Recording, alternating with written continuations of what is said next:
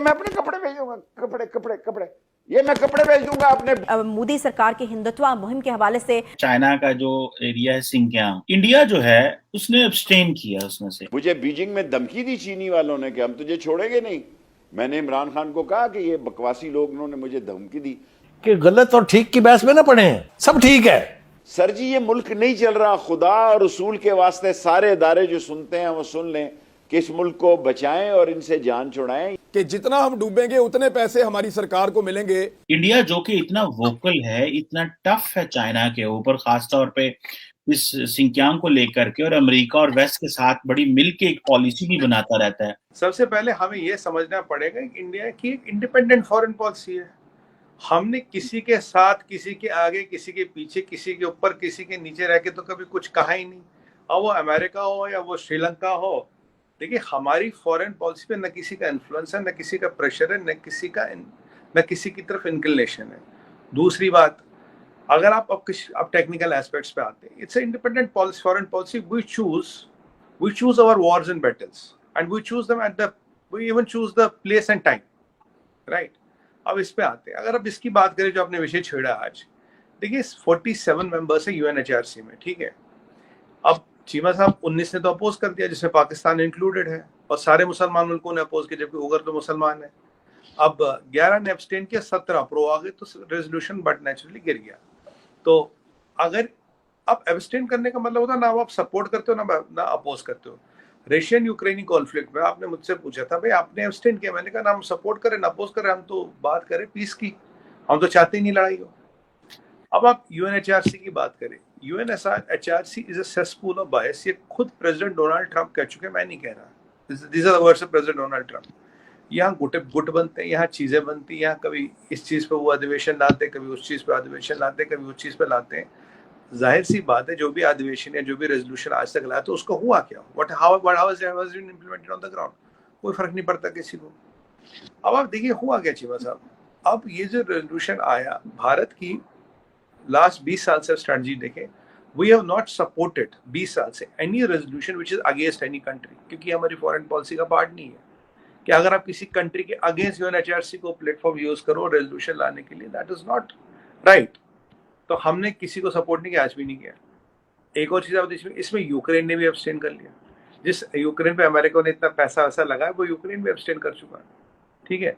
अभी आपसे कुछ F-16 वगैरह की डील हो रही थी, पैकेज मिल रहा था, आपने तो खैर अपोज ही कर दिया, और बाजवा साहब वहाँ अमेरिका के मेहमान बन के बैठे, अपोज है आप कर रहे हैं, सारे मुसलमान कंट्रियों ने अपोज कर दिया।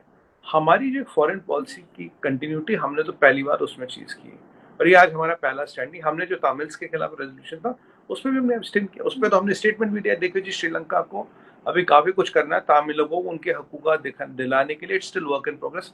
अभी काफी कम काम हुआ, हमने ये नहीं कहा जीरो काम हुआ, काफी कम काम हुआ, तो ये एक बात है यहाँ पे। अब इसमें एक और एंगल भी चीमा साहब, देखिए ये रेजोल्यूशन बैक था, अगर आप इसको स्टडी करें, अमेरिका और वेस्टर्न ममालिक के, right.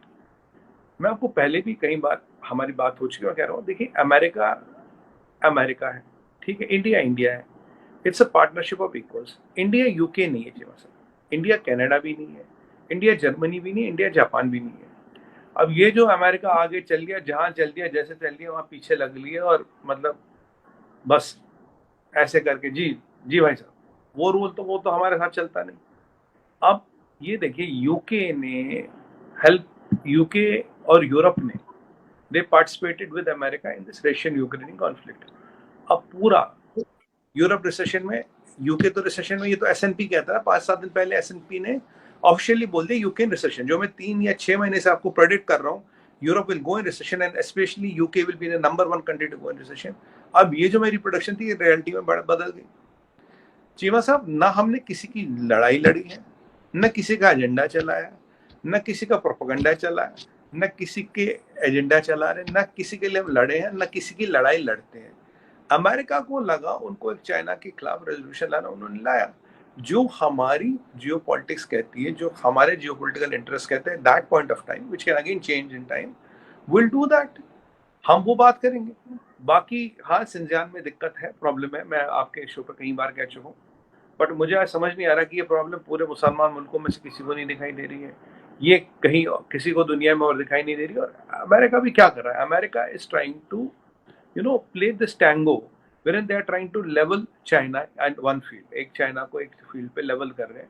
On the same time वो पाकिस्तान को F-20 का एक F-16 का पैकेज भी दे रहे हैं, राइट। और ये उनके एम्बेसडर अचानक 75 साल बाद POK में कुछ जलसे वलसों में घूम रहे हैं, ठीक है, कोई बात नहीं।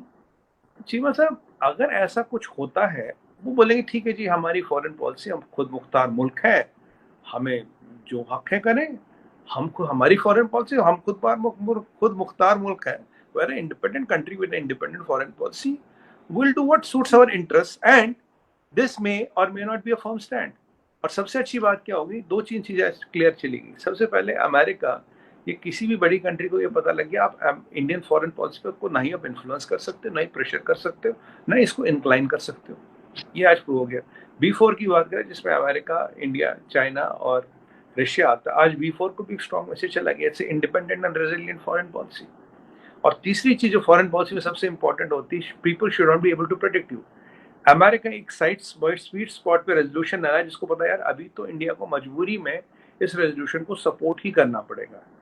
और अगर हम रेजोल्यूशन सपोर्ट करते हैं तो हमारे मित्र चीमा साहब क्या कहते हैं, अरे आप तो अमेरिका के लग गए, आप तो अमेरिका पे आपने प्रेशर डाल दिया, अमेरिका का रेजोल्यूशन आप सपोर्ट करके, हमने तो खुद इसको अपोज किया है, हमें तो सिंजियान दिखता ही नहीं, हमें तो पता ही नहीं ऊपर कौन है, हमने अपोज किया, आप अमेरिका के प्रेशर में आ गए, आप तो इंडिपेंडेंट फॉरेन पॉलिसी की बात करते थे, आप तो एक इंडिपेंडेंट कंट्री की बात करते थे। जब कंट्री का स्ट्रक्चर बढ़ता ना चीमा साहब, what I told you likewise, we are not a developing country, we are superpower in making and they should have their own ways and means। and जो एक हिंदी में कहा होता है ना, हम जहाँ खड़े होते हैं लाइन वहां से शुरू होती है चीमा साहब। फॉरेन पॉलिसी रेजोल्यूशन हो, जो भी हो, जैसे हमें सूट करेगा, जब करेगा वैसे करेंगे। किसी का इन्फ्लुएंस और किसी का प्रेशर, ये किसी का प्रोडिक्शन, तीनों में से कुछ नहीं चलेगा सर। ये सुमित भाई, आखिरी जो मिनट आप बोले, मुझे तो ऐसे लगे मैं बॉलीवुड जो कि मैं एंटर हो गया हूँ कहीं पे जो है ना, बॉलीवुड आ गया बीच में। सुमित भाई ठीक है, आप जहाँ से खड़े होते हैं, क्या बोला वहीं से खड़ी होती है, बिल्कुल ठीक है, अच्छा कॉन्फिडेंस होना चाहिए, अप्रिशिएट, जिसे कहते हैं ना, कॉन्फिडेंस बहुत जरूरी चीज है, पहली सीढ़ी है जिंदगी में कामयाबी की। सुमित भाई, ये ठीक है, आपने जो आज ये एक होम्योपैथिक सी पोजीशन इंडिया ने ले ली है ना, होम्योपैथिक पोजीशन में कहूंगा, मतलब कोई नहीं होगा ना, यूक्रेन भी ऐसे है, मुसलमान दुनिया को तो मैं क्रिटिसाइज करता हूँ, पाकिस्तान को भी करता हूँ। पाकिस्तान तो जिसे कहते हैं ना, वो सारी बातें बोल ही नहीं सकता, क्योंकि चाइनीज से हमें बड़े काम है भाई। आप आए रोज सिक्योरिटी काउंसिल चले जाते हैं कोई ना कोई गेम लेके, तो वो पाकिस्तान को सिक्योरिटी काउंसिल में कोई तो चाहिए जो हमारे साथ खड़ा हो, ठीक है, और वो उसको वीटो करे और उसको सारा करे, तो वो फिर हमें तो चाइना की मदद करनी पड़ती है। वो तो मुझे समझ आती है एक वो कि इंडिया क्यों कंसर्न्ड है इतना ज्यादा when it comes to the US ambassador visit to Azad Kashmir. मैं आज देख रहा था, बहुत सारे सहाफी जो इंडिया में हैं, सोशल मीडिया के ऊपर ये बात चल रही है, ओ जी आजाद कश्मीर को आजाद कश्मीर क्यों कहा, वो तो पाकिस्तान ऑक्युपाइड कश्मीर है, ठीक है। अब लेट से पाकिस्तान, ये नॉमिनेशन है ना, ठीक है, हम उस कश्मीर को इंडियन ऑक्युपाइड कहते हैं, आप पाकिस्तान ऑक्युपाइड कहते हैं, ठीक है। तो मैं इंडियन सहाफियों को कुछ देख रहा था, उन्होंने कहा जी अच्छा, $450 मिलियन की वो भी दे दी, पाकिस्तान को हवा के ठंडे झोंके आ रहे हैं, ठीक है। इधर से यूएस एम्बेसडर चलता है आजाद कश्मीर, जाके वहां पे लफ्ज आजाद कश्मीरी बोल देता है। ये क्यों, why there is an anxiety? America and India have a strategic partnership, बड़ी एक्सीलेंट रिलेशनशिप, लेकिन ये एंजाइटी, इनसिक्योरिटी क्यों है? क्यों, why there is, why India is so much sensitive, क्यों इतना ज्यादा सेंसिटिव है? ये मुझे बड़ी हैरानगी होती है ये देख के। क्या आप अमेरिका से बहुत ज्यादा एक्सपेक्ट कर बैठे हैं, या कि अमेरिका थोड़ा पीछे हट गया है? What is in the mindset of the strategic thinkers, आपसे पता चल सकता है? देखिए चीमा साहब, पहले एक दो चीज आपको बोलना चाहूंगा कि देखिए, हमारी फॉरेन पॉलिसी कभी भी रिलीजन बेस्ड तो है नहीं। अगर रिलीजन बेस्ड होती तो हम श्रीलंका को सपोर्ट करते और चाइना वाला अपोज करते, एब्सटेन दोनों ही किए, पहली बात। और आप कह रहे थे चाइना से डर गए ये वो, अभी इंटरनेशनल एटॉमिक कमीशन में जो चाइना एंटी ऑकस रेजोल्यूशन ला रहा था, उसको चाइना को वापस करना पड़ा मजबूरन। किसने किया, किसने कराया? हमने कराया। ये तो चाइना ने भी कहा, इंटरनेशनल मीडिया में भी खबर आई है ना। देखिए, जहां हमें जरूरत पड़ता है वहां हम चाइना को पब्लिकली आके उनकी औकात बता देते हैं।